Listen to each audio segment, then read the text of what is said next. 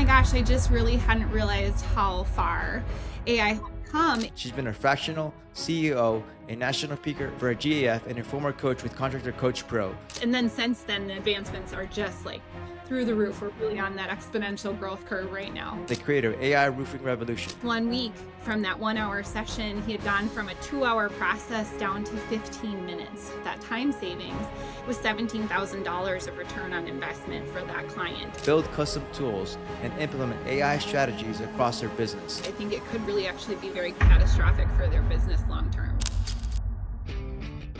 This is AI and Marketing for Home Service Pros, the show for contractors who want to grow without wasting time or money. If you're in roofing, HVAC, plumbing, or any home service business, we break down how AI and modern marketing can help you book more jobs, close more leads, and build a business that runs without babysitting every task.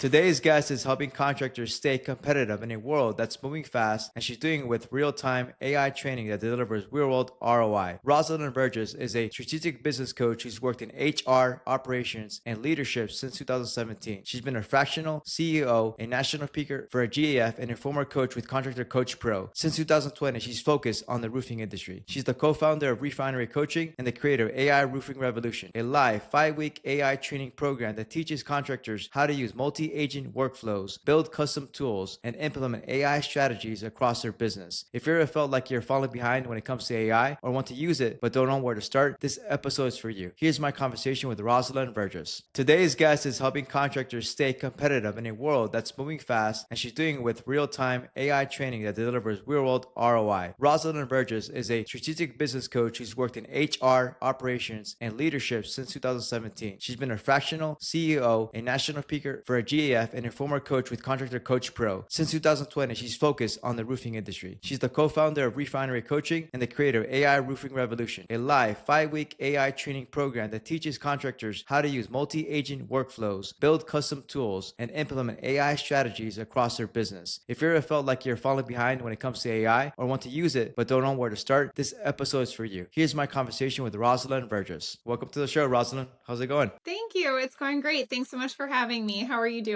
Really well, really well. It's a nice day in Miami. It's actually raining today, but it's always nice when that happens. But super excited to have you on. I know we had a great conversation last time, and I'm really excited to introduce the people, like to see what you're doing, how you're doing online, and some of the cool things that we talked about last week to really help contractors see the next steps in AI. Yeah, I'm so excited to talk about it. Thanks again for having me on. Yeah, awesome. So obviously you're not just a tech person. You've coached for a long time in the construction industry. What made you get into AI and bring into this industry? Yeah, it's kind of a funny story. So actually at the start of the year, I had 2 really interesting instances that happened. One, I had a wonderful friend who we both share, Jim Moline, who was sharing with me some just leaps and bounds that AI voice had taken, and it was fascinating to me. And so he and I had a really wonderful conversation. And just before that conversation, I had an interesting moment with my dad where he was telling me, Rosalynn, you gotta hear this prayer. You gotta hear this prayer. And I was like, oh, okay, yeah, Dad, play it for me. And so he played this prayer that he had on Facebook or whatever. And I was like, Dad, who's that pastor? I've heard him before and his voice is so lovely. And my husband was sitting on the couch in the living room and he just starts kind of laughing. And I'm like, what? And he's like, that's AI. And it kind of blew my mind because I was like, oh my gosh, I just really hadn't realized how far AI had come in just the last year. My husband is really creative, and so he created a board game in 2024, and he used AI to create all of the graphics and design for his game. And so it was on my radar. We had used ChatGPT plenty, and so it was something I was paying attention to, but just the amount of change and disruption really became very evident for me. And as a business coach and somebody who has spent, my career looking at people and process and how do we get more efficient and how do we get more effective in our businesses with the people and tools and resources that we have, it became a game changer for me. I'm like, this is going to completely remake the org structure for people. This isn't something that's just like hey, let's try it out. It has real opportunity to be something we can strategically implement into our businesses to really kind of transform how we work as business owners in the roofing industry. And so it Yeah. became really important to me to dive right in, and it's been a blast. And then since then, the advancements are just like through the roof. Yeah. We're really on that exponential growth curve right now. Yeah. I really feel it's similar to the internet revolution in the early 90s. I say the late 90s, right? I wasn't around that time, but I was using actually back then the internet and myself. So it's a similar situation, I think,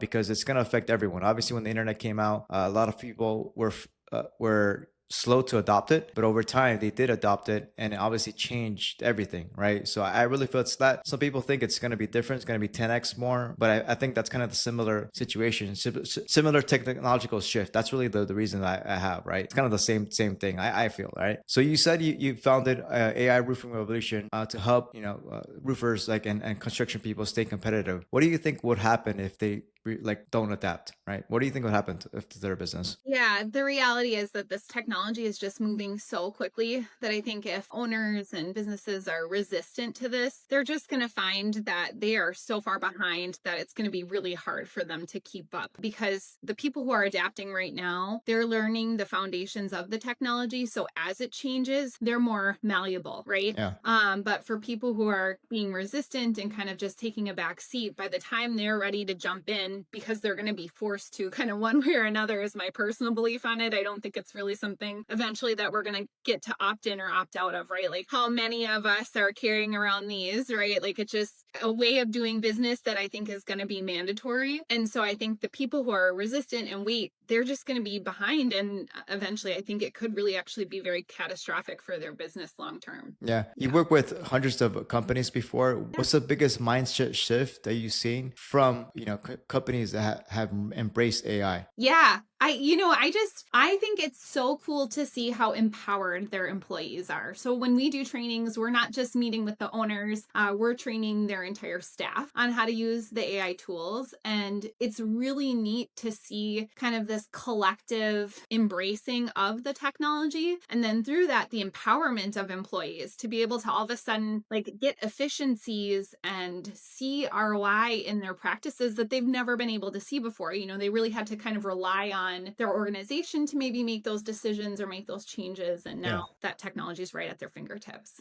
Yeah. And how do you get people to actually exercise the because I feel like a lot of people, when you talk to employees, even though if you tell them, hey, let's actually talk about AI and how we can use it, just in my business myself, it's you talk about it, you embrace it, but a lot of employees don't actually do it, execute on it. So how do you get the actual employees to execute on what the owner wants? Because typically the owner would buy the course, right? And then how would you get actual employees to use it? Yeah, well, I think at AI Roofing Revolution for us, it's threefold. One, we really do try to be understanding. Like you said, I've been in this industry for a very long time. I know it inside and out. And so I also know the very real personal challenges and struggles that individuals experience in their day to day. And so I really find that just by being kind of that compassionate coach, I'm able to kind of meet people where they're at. So if they're frustrated with something, or if they're, confused about how something works, I think slowing down and taking the time to really handhold them through that process makes such a big difference, because we really try to help people feel like they're capable of adopting this technology and make them feel like they really can do it. And sometimes, when courses are just moving so fast, or it's all online, or, it's not somebody who really knows the industry, I think people just kind of give up and they're like, well, it's just not for me. Right. And so then they kind of step away from it. And so we really just slow down. We're always live when we coach. And so I think that makes a big difference. That's one of the things. The other thing I would say is we do a lot of use cases. So again, you can take AI training or AI tools and technology, but if you don't have the vision to really see exactly how you could be adding it to your job, it just is kind of like, okay, cool. I know this tool is good, but I don't know how to use it. Right. And so sometimes I give the analogy of the first time I used used a circular saw. I was like, okay, it's a little intimidating. Like, how do I use it safely? Am I going to do it right? Am I going to break something? Right. And then as I learned to use a circular saw, I'm like, this thing is awesome. What can I cut? Yeah. And Yeah. so you start to like get a better, but I also know like, oh, a circular saw is for this and not for that. Right. And so I think by giving people use cases and helping them understand the like which tools and when, it helps them adopt. And when you can connect it to their like individual roles in their individual company, it just becomes more meaningful. The last one is really fast. I'll just say the third kind of tactic that we take is we make it personal. So we really try to encourage people to find personal things that they want to do with AI in their lives, because we're very big believers that if you're using AI at home, it's just going to expand your capabilities of using it in the workplace too. Can you walk me through an example of a use case that you used with a company recently that, hey, you got an employee to look at it in a different manner? Can you walk me through that? Yeah, absolutely. So one of the sessions that that is part of our kind of series of 5, our third one that we do is all on data analysis. And so we took a client's like huge lead list that they had, and we went through and we looked at how to do data analysis using AI tools to start to drill down the information in there, like which lead sources were most productive for them, where their spend was. And obviously those are things that you could sit down and, do a bunch of different formulas and take the time to do it. But we were able to get that information and extract those business insights in seconds live during the class, right? And that's something that employee, I think if they hadn't known how to use the AI technology for that, they probably wouldn't have, right? And so what's really cool is now they get to kind of have their own business analysts that they can interact with, that they can ask questions to about that specific report. And that's, again, business insights that are helping drive now real decisions for their organization that, I think in the past, a lot of times we don't have time to think about those things in that way. So, but now we do. Yeah, I want to make sure that you guys understood that, because she said basically a very important insight. One of the things that a lot of contractors struggle with, and just want to take it back to marketing, right, is generally speaking, like business owners, they struggle with deciding which channel produces the best results in terms of ROI, right? Cost per acquisition, very common problem, right, that the contractors face. Just generally speaking, small business owners face, right? So they want to know, hey, I'm spending this amount of money. How much money am I getting in return? So what she did is basically she used AI to determine the formula to use, how to determine which channel produces the best results. So that's something that you can use to drive business decisions, because I think a lot of people in this space, they're flying blind, right? They're flying blind with information and they don't really know what's working or not. And I think that leads to bad decisions in just in marketing in general, just business speaking, right? So you want to make sure you have the right data, right, in that place. So that's very important that you demonstrated that. You also talked about last week when we spoke that you had a case where you worked with a contractor. You helped them with their admin and saved like I think about $17,000 a year. And it was like 2 hours of work. Can you walk me through that? Yeah, absolutely. So during one of our training sessions, we had an estimator who was in the group. We did a 1-hour class, and by the time he came back next week, we always kind of do a check-in. We give people a challenge at the end of each week that we ask them to go and try, because kind of how we set up our courses is we do like a mini lecture, and then we do a demo, and then we do hands-on training. And so that hands-on piece allows them to then go into their week, and we're like, okay, now just use the thing you built for the next week, right? But in just 1 week from that 1-hour session, he had gone from a 2-hour process down to 15 minutes. And yeah, just like you said, for that employee's salary, then when you extrapolate that time savings, was $17,000 of return on investment for that client. And that was just one person in the class making one small change, right? That doesn't even account for all of the other things that he's since changed since working with us. That same employee's in our accelerator class. So now, I mean, he's like, like just through the roof on what he's doing for their team. And it also doesn't account for then what he did with the rest of that time, right? Because when you go from 2 hours down to 15 minutes, well, now you have another hour and 45 minutes that you can be being productive with. So yeah, we're super proud. But stuff like that happens all the time, because it's one of the fastest ROIs I've ever seen as a business coach. I've been doing this, I've been on my own as a coach since 2017, and just AI technology, I feel like, is the complete opposite of what we're used to from a business coaching standpoint. Yeah. Imagine that you can do that across your organization, right? So imagine if you have that specific exercise done with all your employees, right? How Yeah. much time would they save, right? The idea is basically like, and that's what I'm doing now across my company, right? We have about 30 people, is that we are able to add more work with less people, right? That's kind of the idea. We're going to able to do more with less people, right? And kind of a lot of employees do have like that perception. Is AI going to replace me, right? That's kind of the fear. It's not really the fear as much as I think in the trades, because, like it's still manual work a lot. But with admin, I think with office managers, or with just generally people in the actual office in these industries, I think that there is still a fear of that. But if they can realize, hey, if I can use it to save time, I can become much better at my job, right? That's kind of the idea behind it, right? For me, I just use it for training.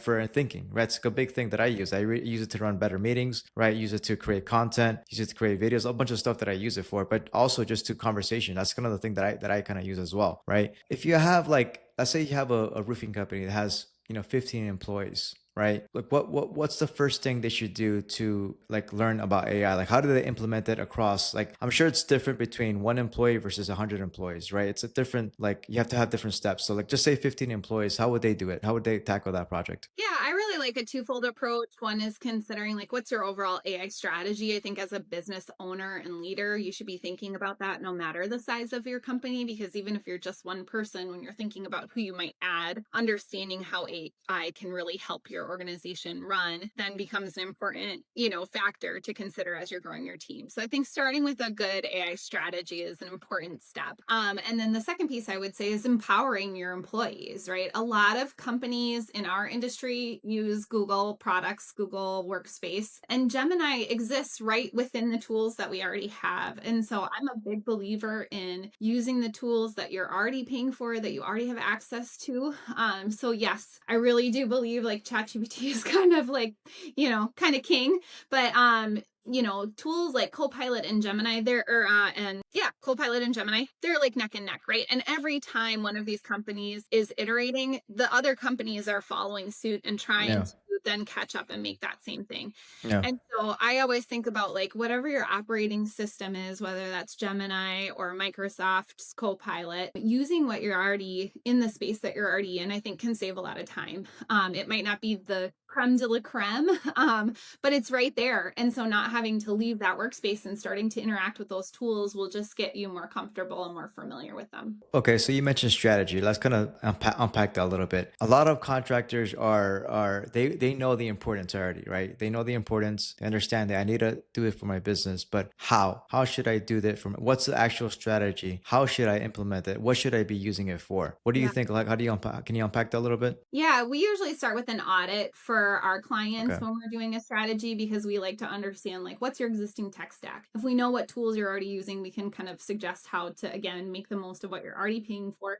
Tools that we use all the time right now, things like Acculinks, Roofle, they're just going to continue again to implement and add AI tools within those existing software. So we want to take advantage of those pieces. Another part that we're looking at when we do that audit is what are your existing processes and are they documented? An important part of understanding like where you can be infusing AI kind of requires you understanding like what is your day-to-day steps like right now. And Yeah. that's kind of how I would say you go from like kind of hit and miss, like transactional one-offs uses of AI where it's kind of random and sporadic, to being like consistent and having it be a part of your day-to-day habits and your routines, and like kind of that getting the full value of those AI tools comes when you're interweaving it into your day-to-day processes and it's a part of your workflow. Yeah. But again, I kind of come back to like if you don't really have those processes figured out, that can slow down your AI journey. It doesn't mean you can't get there. Actually, AI can be a wonderful tool to help you in the process step of it.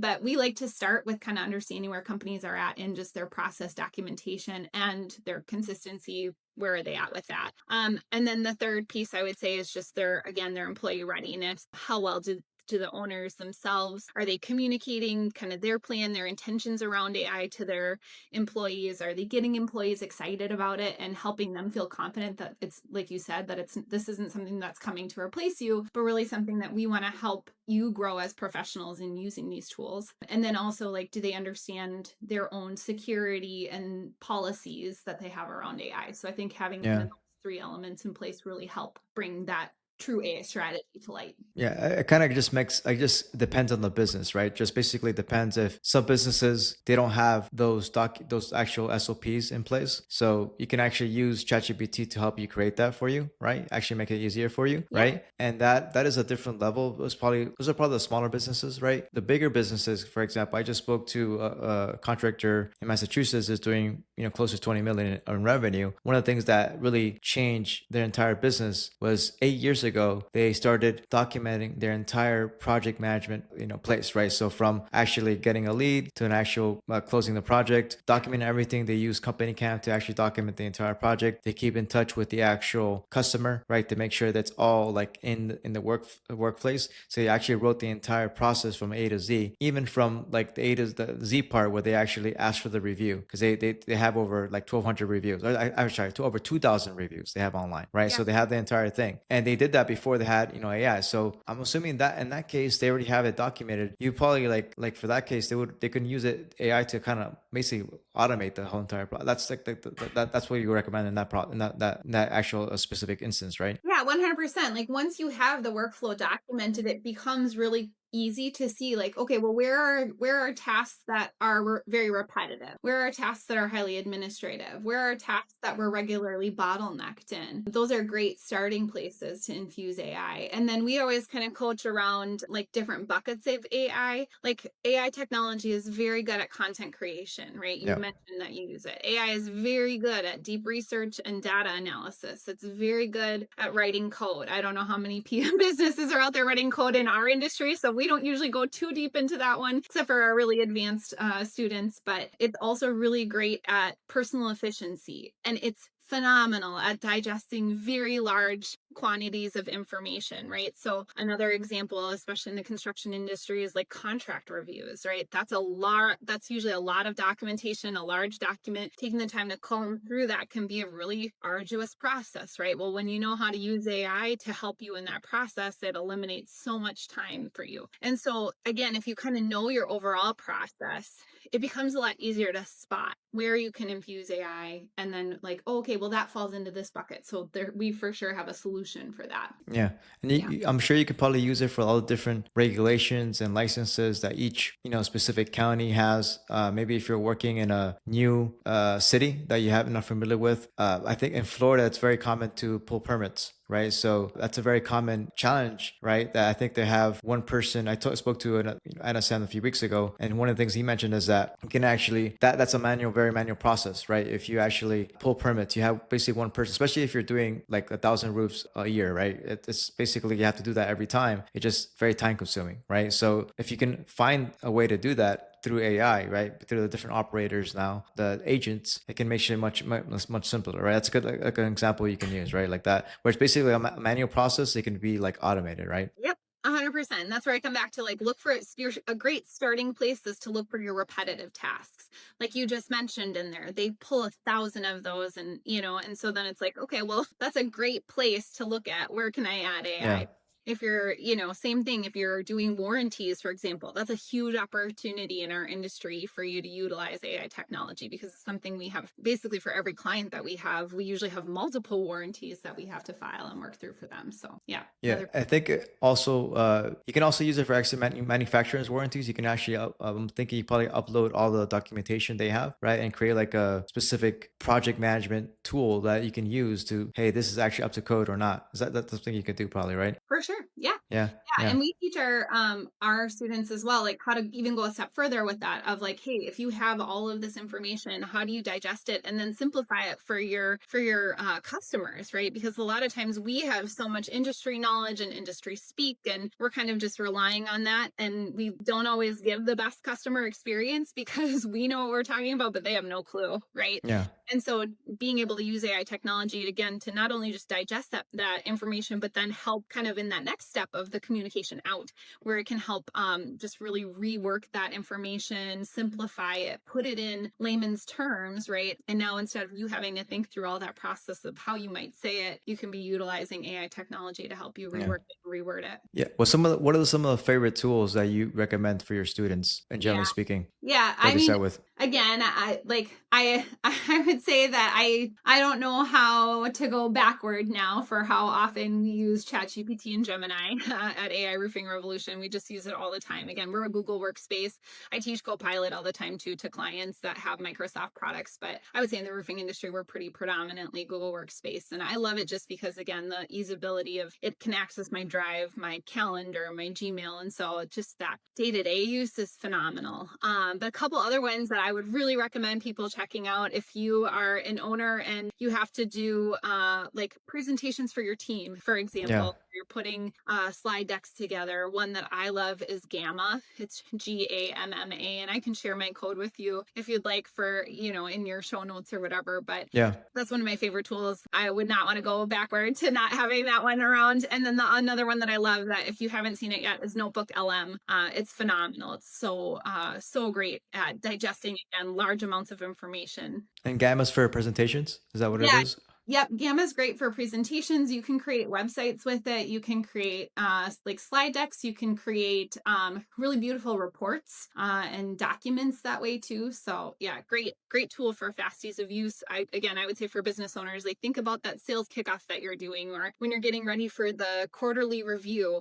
It can simplify that process of going into Google Slides and having to put the information in there. And maybe you're not as graphically design minded, and so it doesn't always pretty. It will just make everything so beautiful and done so fast for you. It's a great tool for that. Yeah. Can you talk more about your class in terms of one of the things that's unique about your class is it's live, right? So it's more hands-on, right? Instead of being like a classroom style where you actually, people learn on their own, you actually teach it live, right? Can you talk more about the advantages that has versus like just, watching a video? Yeah, I love it being live because we always kind of go with camera on. So I have an opportunity to just kind of be watching and paying attention. Like I mentioned at the start, I got into AI and wanted to kind of chase down this path of bringing AI into the roofing industry because I really believe in it. And I don't just want to like run a course and be like, okay, great, we did it. Like to me, it's really important to help people actually be able to adopt these tools.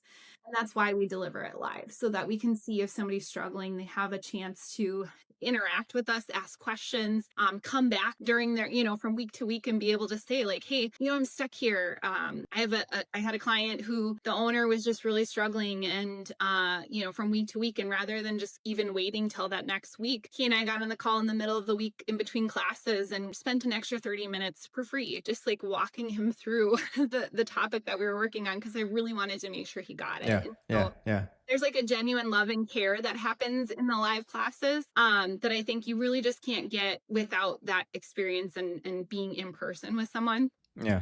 They are all online too, which is great because then people are in front of their computer using it and trying it. They get a chance to kind of, again, do like that mini lecture. Then they see it happening. And those examples that we give, the demos that we give are always roofing specific, geared right toward the client that we're working with. I shouldn't say always. We have a client that's a law firm that serves the roofing industry. So in their case, it's their law examples, but we customize that content for who we're working with so that they do those live examples. Yeah. And it's basically like if you're an owner of a roofing company or just an owner of a company, right? And you're looking for your employees to use AI, this is like an easy way to do it because you actually make them like attend, right? Like he makes the owner of the company makes their employees attend in a classroom setting, so they're forced to actually use the actual tools. That's the case, right? Yeah, for sure. So yes, it's required, right, that they come. But I would also say I don't think there is anybody in our classes that feel forced. I think we really again, because we're so specific to their roles, it gets exciting for them, right? Because they're like, oh, this is for me. That's like what I want people to walk away with when they leave our courses, is that they feel like this is for me. I can do this. I am doing it, and since they come from week to week where they're actually trying it within the class, when they leave the class, they've already done it, right? So they already have success before they even leave for the day. Awesome. You talked about briefly before this and earlier, but I want to kind of talk more about that. Specifically, what are some inefficiencies that you spot that in the businesses you work with that AI can kind of fix, can help with? The Yeah. most common ones. What are the most common ones? Sure. Well, I mean, I'm sure you know the age old saying, like, when you're holding a hammer, everything looks like a nail.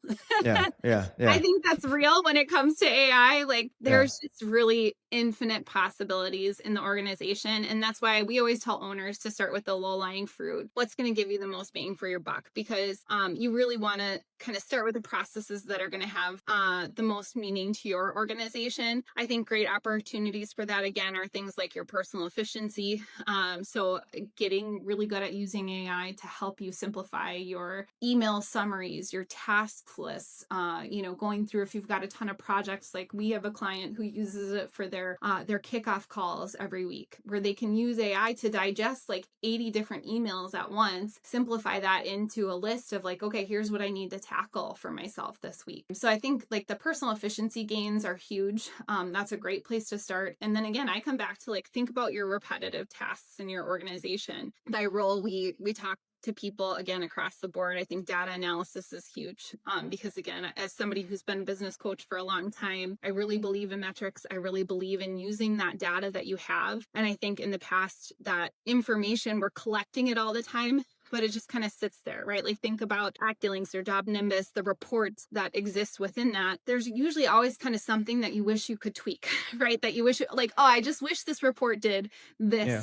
For me, right? And now you could be using AI technology to take all of that data and basically generate the report the exact way that you wish you could see it. And you don't even have to do anything. You don't even have to manipulate that data. You don't even have to, like, you can just dump it all in and say, I want to see this. And it will do that for you, And so I think utilizing AI for business decisions is one of the best things that we could be doing as an organization as well. And again, when it can move from, it used to just be the owner that did that, or the top level leaders that were thinking about things in that way. Now, each individual contributor can be looking at data and metrics and insights within their own role. That's just such a game changer. Yeah, yeah, that's very interesting about that. And like, so like in the construction industry, like what are the most common, because you've been a coach for a long time, besides the AI business you had, what are the most like important KPIs that you can maybe use with AI, or it doesn't have to be AI, that a business should look for in terms of their own business if you own a construction company? Yeah, well, I mean, I would hope that most organizations are looking at their, their sales, their net profit, they're looking at their growth, they're looking for those cost savings opportunities. Hopefully they're looking at their ROI, their